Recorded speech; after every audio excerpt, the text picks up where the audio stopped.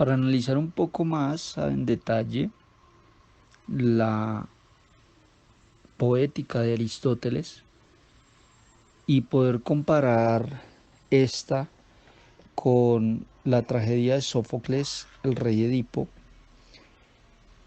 tenemos que centrarnos o iniciar centrándonos en la fábula o el argumento. Es una parte significativa para Aristóteles de una buena tragedia, ya que esta es el guión de la historia, el argumento, de qué se trata, la secuencia de las acciones. Por eso es el centro de la historia, el alma o el principio. Para Aristóteles, esta fábula o argumento tiene que tener un cambio de fortuna para que sea más interesante. Y ese cambio de fortuna debe tener un orden lógico, por lo que la historia o la tragedia debe tener un inicio, un medio y un fin. En el inicio del rey Edipo podemos ver claramente lo que Sófocles quería mostrarnos. Es una historia de la fortuna y desfortuna de un rey. Es la historia de un hombre que quiere saber su futuro, pero al no gustarle lo que su futuro le deparaba, decidió hacer lo posible para jugar con el destino, o en pocas palabras, jugar con el designio de los dioses. Este rey, al conocer por medio del oráculo que su hijo lo asesinaría, decidió deshacerse de él y así asegurarse de que ese infortunio no podía ser real, no podía suceder. A este cambio de dicha al infortunio, Aristóteles le llamaba peripecia. La primera peripecia la podríamos ver en el paso de la felicidad a la desdicha en este rey. Sin embargo, el medio de la historia tiene mucho más eh, peripecias que el resto de la historia. Por eso podemos ver cómo aquel niño, aquel Edipo, fue rescatado, fue curado y fue adoptado por una buena familia, también por reyes.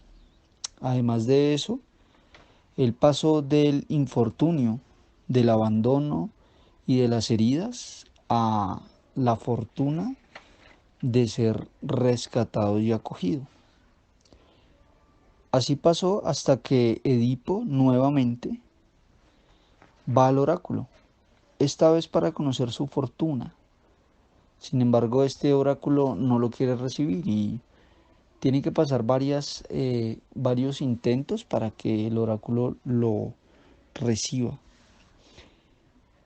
Este giro en el argumento lo llama Aristóteles peripateia.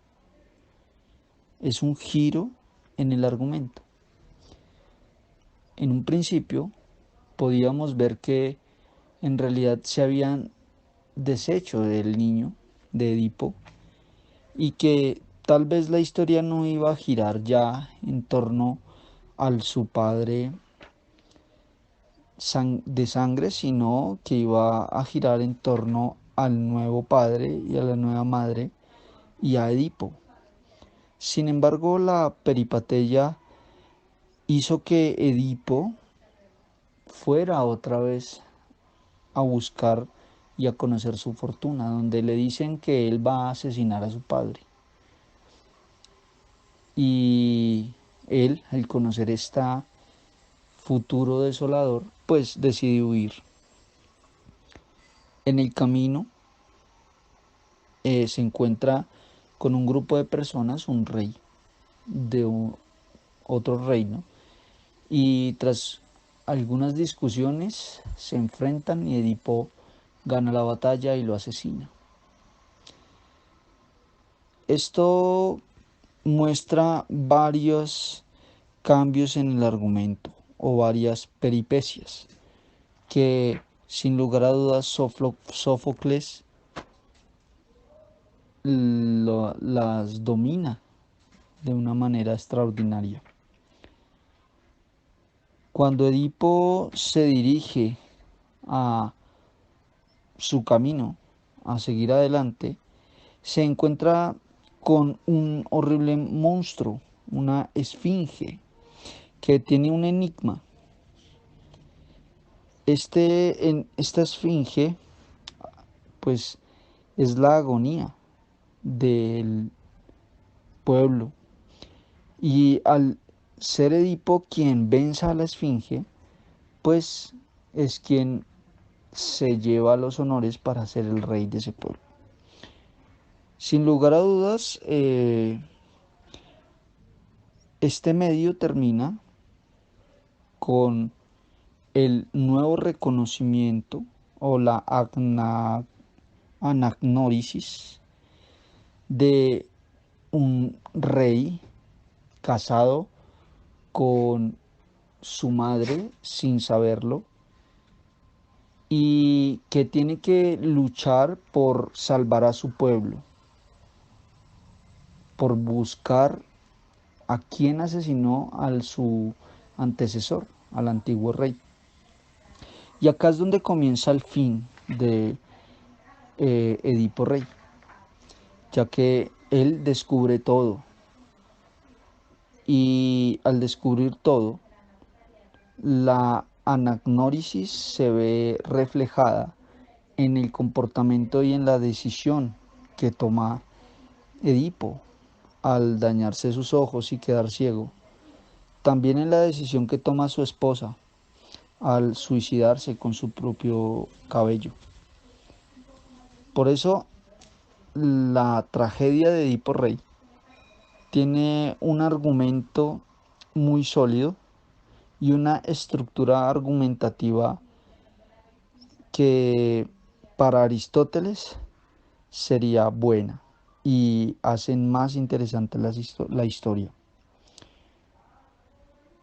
También podemos ver claramente en el argumento la evasiva que tiene el autor del Deus ex machina, es decir, que el resultado de la historia es resultado de acciones de los personajes y el final no viene de afuera, por lo que podemos ver cómo las decisiones de Edipo al desterrarse y al morir en tierras ajenas pueden causar el desenlace, pero dentro del mismo personaje.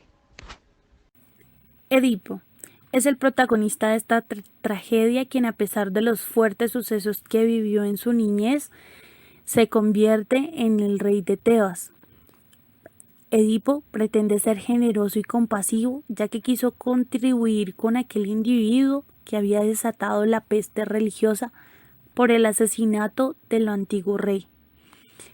Su deber era el ser líder de su reino, y para continuar así, contaba con bastante determinación y tenacidad, ya que el ideal era descubrir la verdad y poder continuar brindándole la paz y la tranquilidad a los ciudadanos que lo habían elegido rey por en su momento haberlos liberado de la amenaza de la esfinge. Es el hermano de Yocasta, quien poseía la destreza a la hora de cumplir las funciones que su cuñado, el rey Edipo, le asignaba. Además, se caracterizó por ser compasivo, ya que acepta hacerse cargo de las hijas de Edipo, quien por el hecho de ser mujeres quedan desamparadas ante los acontecimientos que se vivenciaron al cumplirse la profecía que dio la esfinge. Además, Creonte se caracteriza por contar con la rectitud para para poder dirigir el reino de su familia y así continuar con el linaje de la misma. Era un adivino tebano, quien se caracterizó por tener confianza en sí mismo, ya que tenía claro su oficio, el cual era el ser adivino.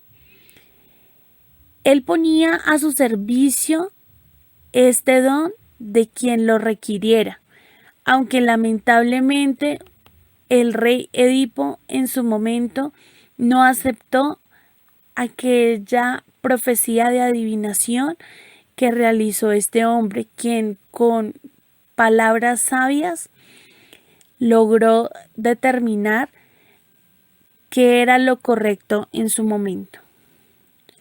Yocasta es la madre y también la esposa de Edipo, quien a su manera optó por tomar la conveniencia a la hora de realizar ciertas acciones con las cuales buscaba impedir que se cumpliera la profecía que rodeaba a su familia. Además de esto, se consideró por ser una mujer muy prudente al aconsejar en su momento a su esposo frente a la situación que estaba vivenciando. Pero luego que se desencadenaran una serie de eventos en los que el infortunio la empiezan a acompañar, opta por tener la determinación y la debilidad ante los acontecimientos que la llevan a quitarse la vida. Inicia la tragedia de Edipo con temor hacia el cumplimiento de la profecía que lo ha acompañado a lo largo de su vida, quien luego de vivenciar y superar dificultades en su infancia, logra ser el rey de la ciudad de Tebas. Y es por esta ciudad que inicia la búsqueda de la verdad frente al asesinato del antiguo rey, con el ideal de liberar a la ciudad de una peste religiosa. En esta búsqueda de la verdad vivencia la cólera al creer que quienes lo rodean conspiran contra él. Pero en el proceso descubre una verdad que no solo rodea su vida, sino que le da un giro radical a la misma, ya que al ser rescatado por un pastor, se da cuenta que existe no solo la bondad, el amor y la compasión en la humanidad. Luego, vivencia el desprecio por sí mismo al descubrir que mató a su padre y se casó con su madre, con la que formalizó una familia de la cual sintió pena, porque contarían con el estigma de ser fruto de una relación en la que predominó el incesto. De igual manera, consideró que como castigo a sus actos debía sacarse los ojos, sin los cuales ya no vería en los rostros de sus hijos la vergüenza que sentirían ante los sucesos que Teniendo en marcaron su cuenta destino. lo anterior dicho por mis compañeros y relacionando esto con lo que fue o es la elocución y el espectáculo para Aristóteles, se puede decir que en la tragedia estos elementos se encuentran cuando se resalta como ejemplo este tipo de escrito, es decir, el trágico en el mundo griego, puesto que permite entender que existe un camino, un destino que domina la vida de los hombres y este depende de la voluntad divina, y es esto realmente lo que se puede concebir como trágico, la incapacidad de ser dueño de su propio destino. Es contra esto que los hombres libres deben luchar. Siendo clara con el concepto que expresa Sófocles en su escrito, es importante resaltar la elocuencia con la cual se construye la historia, una creación, es decir, poiesis, que más allá de la estricta narración de los hechos y de la veracidad de los mismos, se constituye realmente en un ámbito estético. Es la elocución parte fundamental de esta creación literaria, que no solo transmite un mensaje, una idea, además recrea formas de pensar y sentir, pero de la mano de la belleza. Es allí donde se resalta la importancia de la literatura y la capacidad creativa de la misma, así como la correcta selección de palabras que pueden transmitir un mensaje, pero con una belleza, es decir, con una estética que va más allá de la mera narración histórica y de la estricta realidad. A continuación, pasaríamos a explicar lo que es el espectáculo en la tragedia por parte de Aristóteles o teniendo en cuenta los elementos de la poética de Aristóteles. Podemos decir que la poiesis es el elemento propio del mundo humano, capaz de llevar el pensamiento fuera y dentro de lo real, proceso que permite elaborar y decorar las escenas más curiosas, absurdas, inteligentes e hilarantes, situaciones que se pueden evidenciar en las múltiples creaciones literarias, como lo es en el caso de Edipo Rey, que es capaz de representar múltiples situaciones de la cotidianidad y de la fantasía por medio de la creación para la representación, y por ende la transmisión de un pensamiento, un sentir y una forma de actuar, el espectáculo teatral.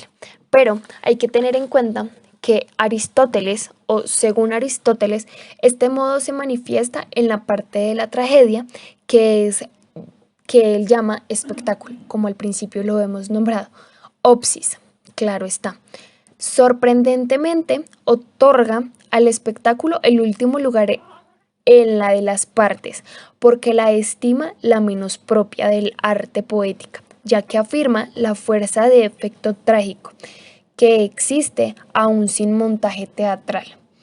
Para continuar con esto, podemos decir que esto se ve como cada esfera artística. Es un espejo en el cual se refleja el ser humano y sus características más primitivas y más sofisticadas. Es la representación de las pasiones e ideas de los sujetos y la época que los rodea.